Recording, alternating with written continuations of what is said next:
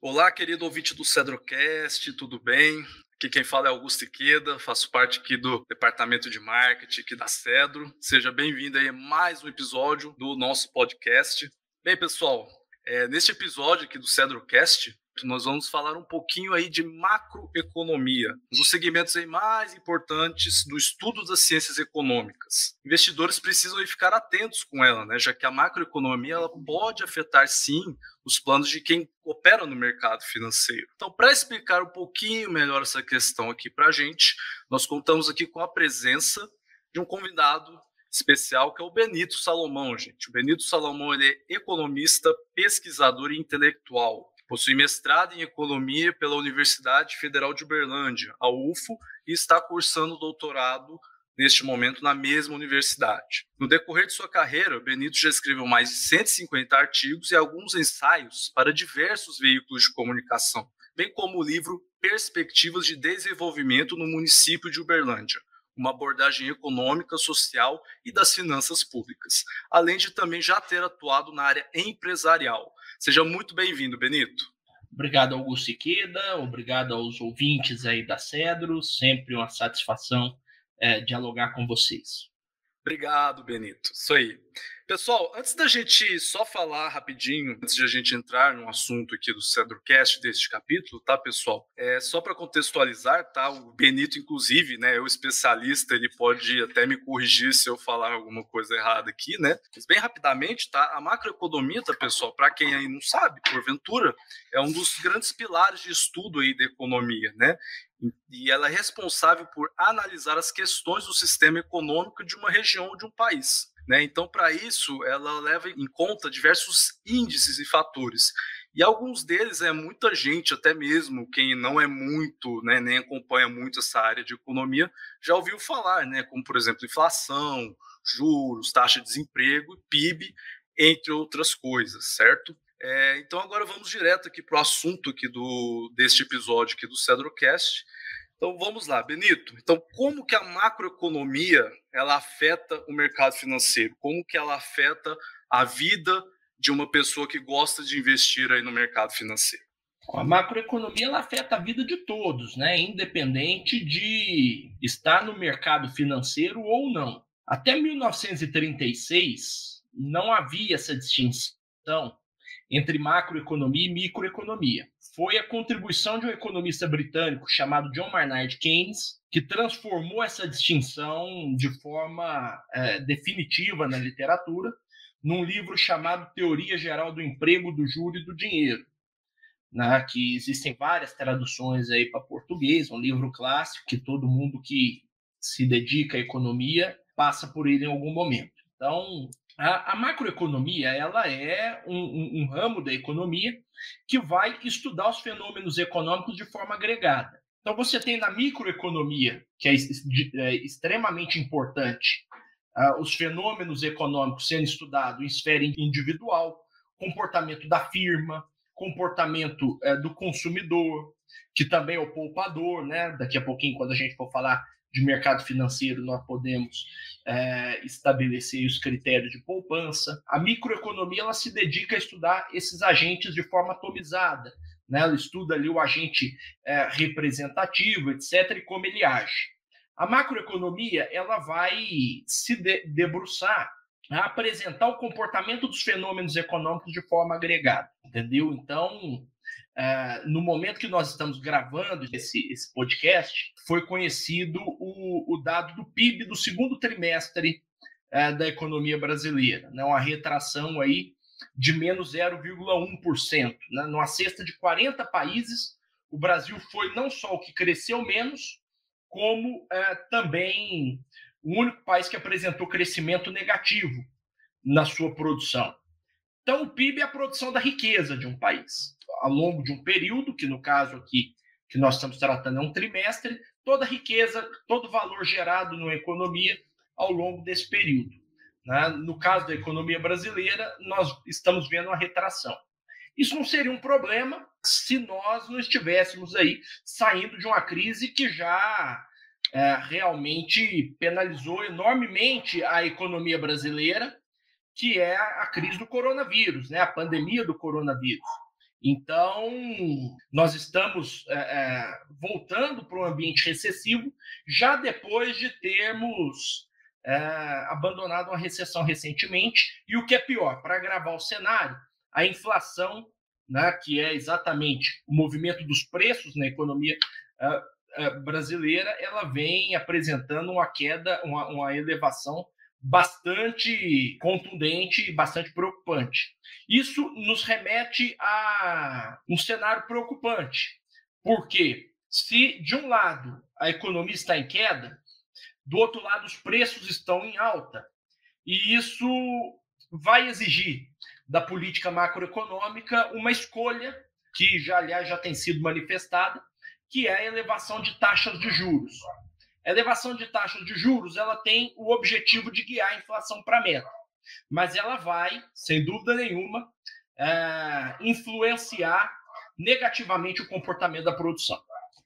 Tudo bem, então, Benito, obrigado, né, por essa explicação. Então, agora vamos tentar falar assim um pouquinho mais do mercado financeiro. Então, todos esses fatores, né, lá na introdução rapidamente eu citei, né, tem a questão ali, né, de inflação, de juros, como você falou, né, também taxa de desemprego, PIB e outros fatores, né? Então, desses fatores, né, que permeiam aí a macroeconomia, quais são aqueles que você considera os mais importantes que uma pessoa que investe no mercado financeiro precisa ficar de olho?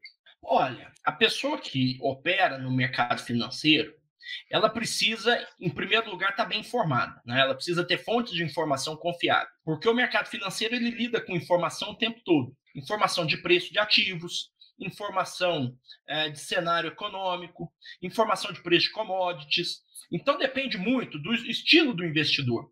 Aquele investidor mais conservador, que vai entrar em produtos de renda fixa, que estão pouco expostos a flutuações do mercado, esse pode dormir um pouco mais preocupado, né? Porque ele optou por modalidades de baixo risco, a rentabilidade vai ser menor também, mas ele tá menos exposto aí a flutuações do mercado. Aquele investidor que quer diversificar, né, que quer entrar em renda variável, quer entrar em ações, esse precisa entender de economia, né, esse precisa se profissionalizar e precisa ser um consumidor constante de informações. Então, veja bem, a informação mais básica que o investidor precisa saber ao decidir investir o seu dinheiro é a taxa de juros.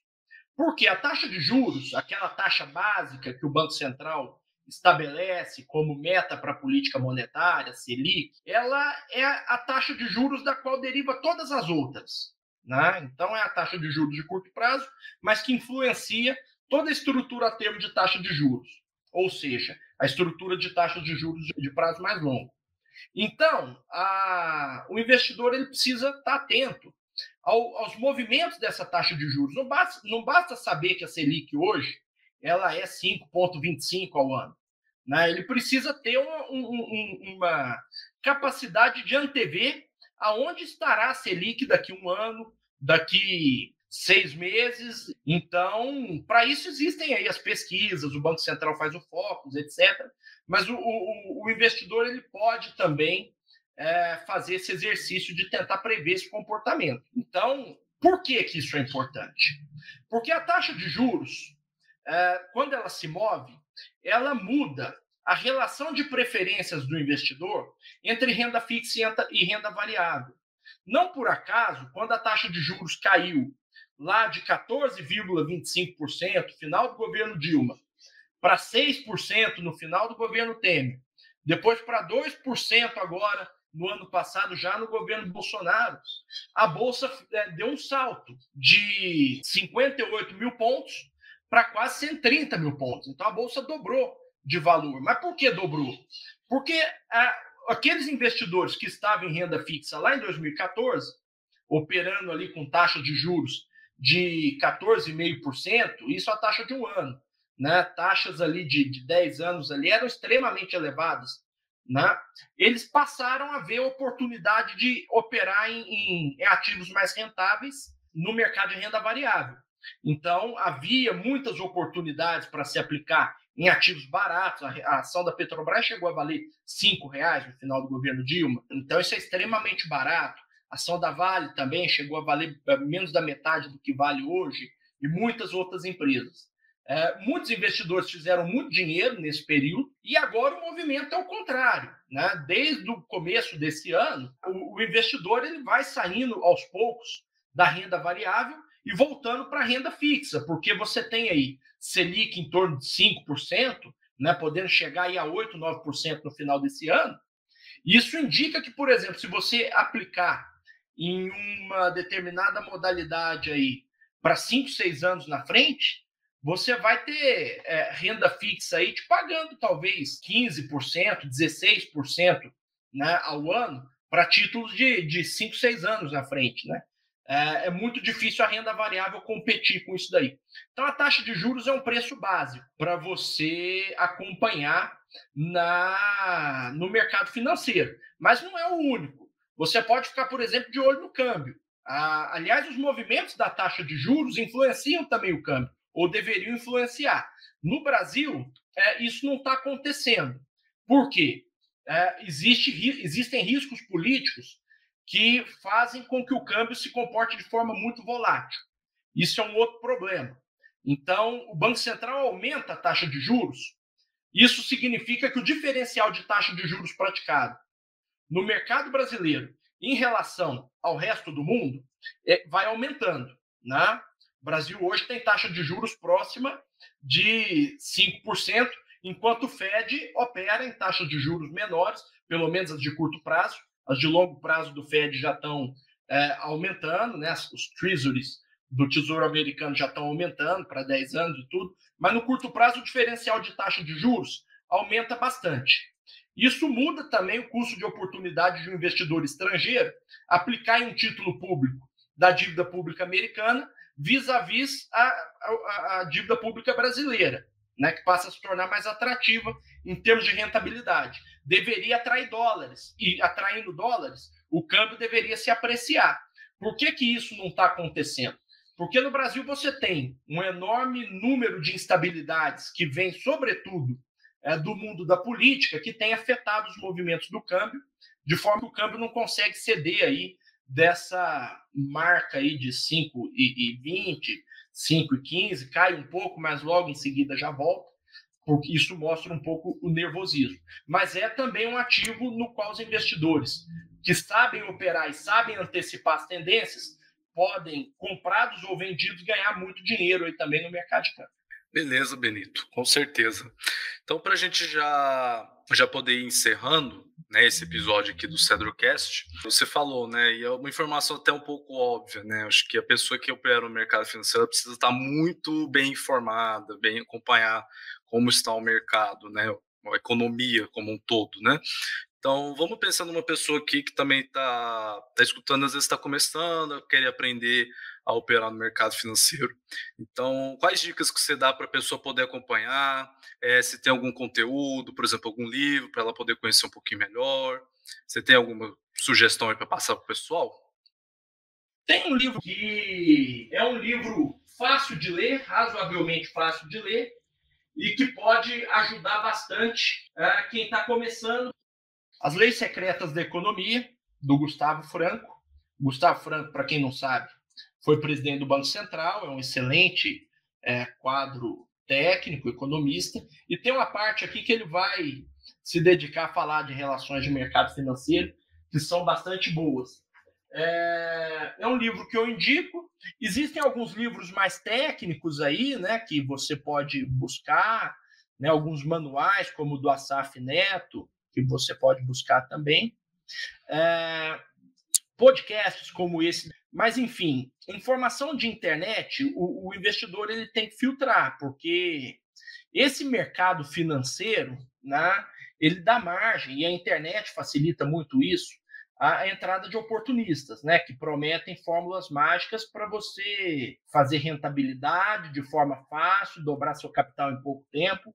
Enfim, quem aparece com esse tipo de abordagem, né, prometendo aí resultados muito elevados no curto prazo, você pode descartar. Procure aí canais institucionais, né? Você tem o Valor Econômico, que é um jornal que oferece notícias muito boas. Você tem o próprio Estadão de São Paulo, com o serviço do broadcast, que é muito bom, né? Em termos disso daí. E, enfim, você pode buscar esse tipo de informação aí que pode te ajudar bastante. Tá certo, Benito. Então é isso, tá? Muito obrigado aí pela participação, por ter acertado aqui o convite para participar desse episódio aqui do Cedrocast. E fica à vontade se você quiser também divulgar o seu trabalho, suas redes sociais, para o pessoal acompanhar. Eu agradeço muito o convite aí da Cedro, né? Prazer estar conversando com todos vocês. Né? Fico à disposição, quem tiver eventualmente dúvidas ou quiser conversar conosco, nós estamos em todas as redes sociais, né? Benito Salomão no Twitter, LinkedIn, Facebook, Instagram, hein? E no YouTube também, né? Tem canal do YouTube, mas no canal do YouTube vão mais as minhas entrevistas, esse tipo de coisa. Então fiquem à vontade, nós estamos aí para poder contribuir. Tá certo, então, Benito, muito obrigado aí pela participação. E é isso, tá, pessoal? Então, encerramos aqui esse episódio aqui do Cedrocast. Fiquem atentos aí para as próximas novidades aqui do nosso podcast, o podcast aqui da Cedro Technologies. Muito obrigado e até a próxima.